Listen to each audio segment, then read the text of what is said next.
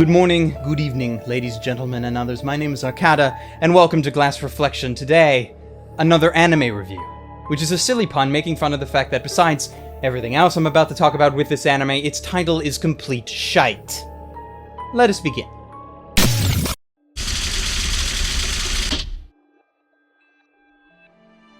In another, the story goes that 26 years ago, in classroom 3C at Yomi North Junior High, there used to be a student named Misaki. She was a popular girl with good grades, a model student to be sure, but shortly after starting 9th grade, she died. This, of course, was a shock to the whole school, a regrettable incident that unfortunately occurs in life. But nothing really became amiss until one day, shortly afterwards, a student from her class proclaimed, "Misaki's not dead. She's right there." And then, either as a coping mechanism or partial insanity, the entire class agreed with him. All the way through until graduation, the class acted as if Misaki never died, like she was always there. Now, fast forward 26 years when a young boy transfers into the very same classroom and wonders why there is a young girl named Misaki sitting in the back row. A girl that no one else in the class seems to believe exists. Also, there's this curse that has been set upon the class that threatens to, brutally murder anybody that is unnecessary to the progression of the plot, like little red shirts to the slaughter.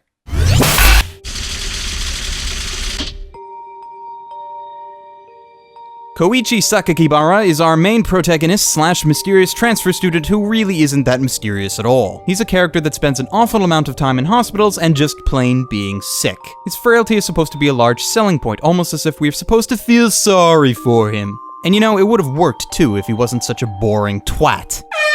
The lead character in any mystery series is supposed to be the one that asks the tough questions, makes mistakes in the pursuit of the answer.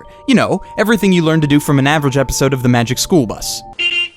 The problem is that Koichi is more of an observer to the events that happen rather than the detective that solves the mystery. In plainer terms, he's useful for fuck all.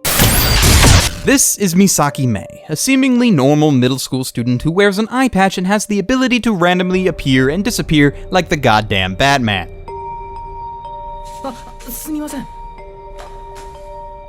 She lives in an artist gallery filled with creepy dolls, almost as a reminder to you that this show is supposed to be dark and scary, as if the massive amounts of gore hadn't tipped you off to that already. Misaki's main job in the show is to act distant, be mysterious, and basically not give a shit. And as such, she ends up having the same character personality as her spiritual sisters, Rei Ayanami and Yuki Nagato. This, of course, makes her the best character in the entire show. Why? Well, in the immortal words of Crispin Freeman. Can I be frank? Yeah. The quiet ones, they tend to be the kinky ones.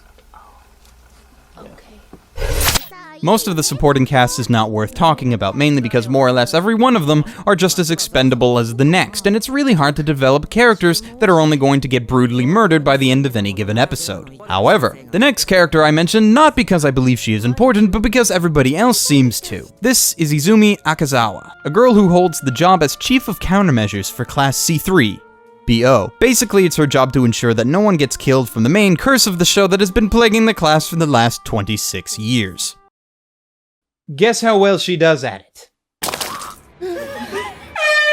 What annoys me most is not how useless her character is, because if she wasn't there wouldn't be a plot, but how the show tries to make it seem like her character was more tragic than it actually is. Like everything that happened wasn't in any way directly her fault. There was this poll made in Japan somewhere, ranking the most tragic anime heroines ever.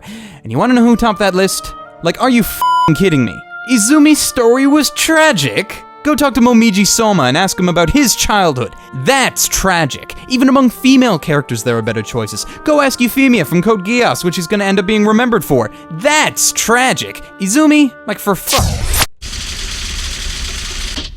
The animation of the show is one of the high points, as it was produced by Studio PA Works, responsible for shows like Angel Beats and Can-An. It gets its merit points for attempting to pick up the slack in the mood and tone of the show where the story and characters fall flat.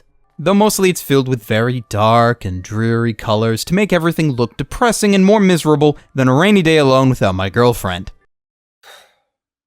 What? I'm serious, it's not pretty. The only color that really stands out is that of the blood from the various death scenes scattered throughout several episodes, which, incidentally, are the best animated scenes in the show, even if they're only there for shock value. Well, I guess you could say that makes it, shocking experience.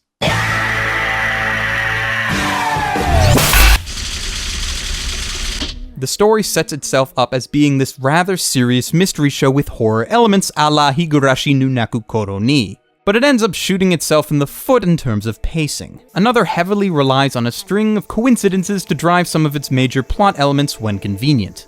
Most of the episodes seem to be written like the death scene was the first thing put in the script, and then the writers threw in some info dump scenes to explain the convoluted plot because Koichi sure as hell isn't going to figure it out on his own, and then they just fill in the rest of the episode with whatever they feel like. For example, an out-of-place dance number. Misaki!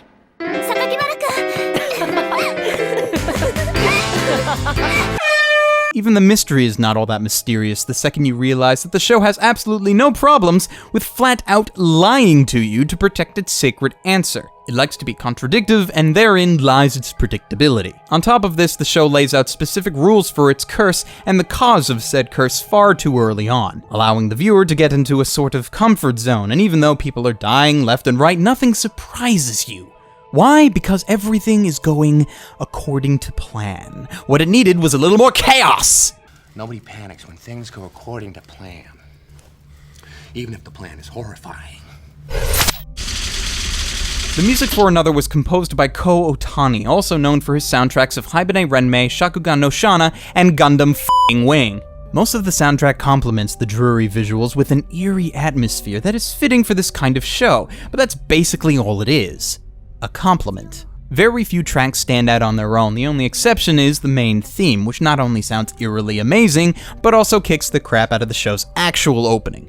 Speaking of, the show's opening was done by Ali Project, and as a fan of Ali Project openings, I have to say that I'd have more fun scraping my nails against a chalkboard than listening to this particular opening. While Ali Project has usually been the best choice for shows that are more gothic in theme, also somehow involving dolls, see Rose and Maiden, Ali's particular style of music I found to be more of a contrast to the tone of this show rather than something that defines it. The ending was nice though. In terms of enjoyment, as much as my reviewer self can point out the crappy characters, not including Misaki, and the predictable mystery, I found the show to be somewhat enjoyable. There was still this want to continue to the next episode, even if I had a very good idea of what was going to happen in it, so I guess it received some points there. Another is a show that, while it likes to fall flat on its face in a lot of ways, is still interesting enough to watch if you're into this kind of thing. It may not be as mind-blowing as some of the better shows in the genre, but it was a step in the right direction, even if only an unsteady step at best. Not recommended for the squeamish or faint of heart, however, as the death scenes are quite graphic in execution. Overall, I give Another a rating of 6.82 out of 10, and a recommendation to stream it rather than buy. At the time of this video, you can check out the full series over on Crunchyroll, with DVD and Blu-ray releases forthcoming from Sentai Filmworks if you happen to enjoy it more than myself. Alternate anime recommendations if you happen to like Another are both seasons of the already famous Higurashi no Naku Koro ni, along with the psychological mystery show Monster, both of which should do you well. And with that, I leave you. Until next time, ladies, gentlemen, and others, stay frosty. 青き明日ここは一人君はもう過去と雲なく夜を追うものだ開けんはがき影を恐れ